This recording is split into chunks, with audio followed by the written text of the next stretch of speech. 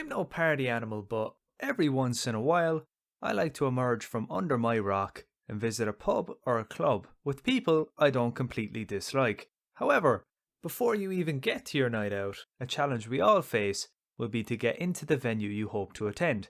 Now, this shouldn't be too much of a challenge for those who arrive sober and know people, or with a group, especially with females, but for the certainly not sober pre-gaming Lone Rangers out there, you're definitely going to struggle. So, to help you out, based on my experience, here's a few tips that might help you bluff your way in. Number 1. Don't overthink. Let's not forget, if you're following this guide, the assumption is you're certainly not sober. In fact, some might say you're pretty fucked up.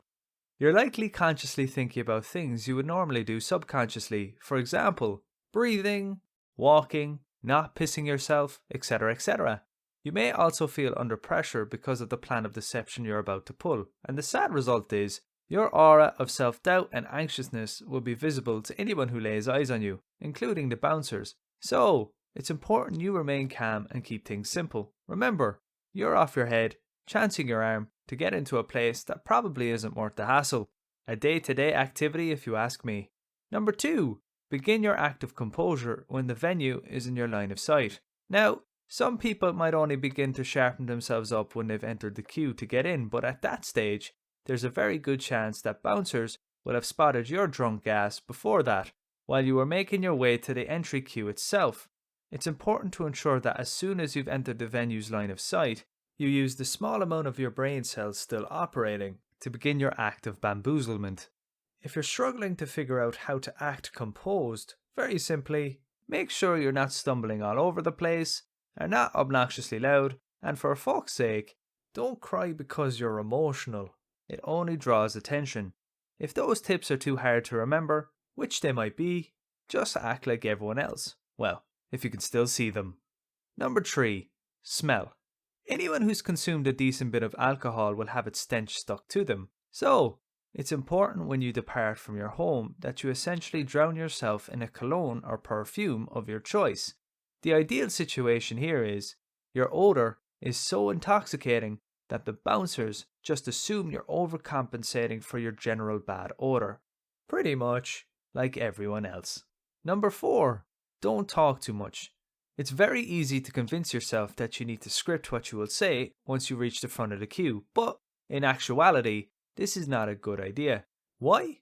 Because bouncers see you as just another clown to assess. If you start rambling on about some life story or some other bollocks, they're going to suspect you might be under the influence, since despite your attempt at acting composed, you're probably going to slur your words to some degree the more you speak. So, minimally, answer their questions, don't admit to having drunk any alcohol yet, and most importantly, number 5, be polite. One of the most underestimated things, not only in this situation, but in life in general, is how much being polite to people can help your chances of success in a situation. Even though you should keep small talk to a minimum, giving a hello and maybe even a how are you can really tip the scales in your favour when dealing with bouncers, because remember, everyone's asking bouncers to do things for them, but no one ever asks, how are the bouncers doing? There is no doubt that this is an uphill battle with a small chance of success. However, that doesn't mean you don't try. In situations where the odds are against you, all you can do is control what's within your control and hope for the best.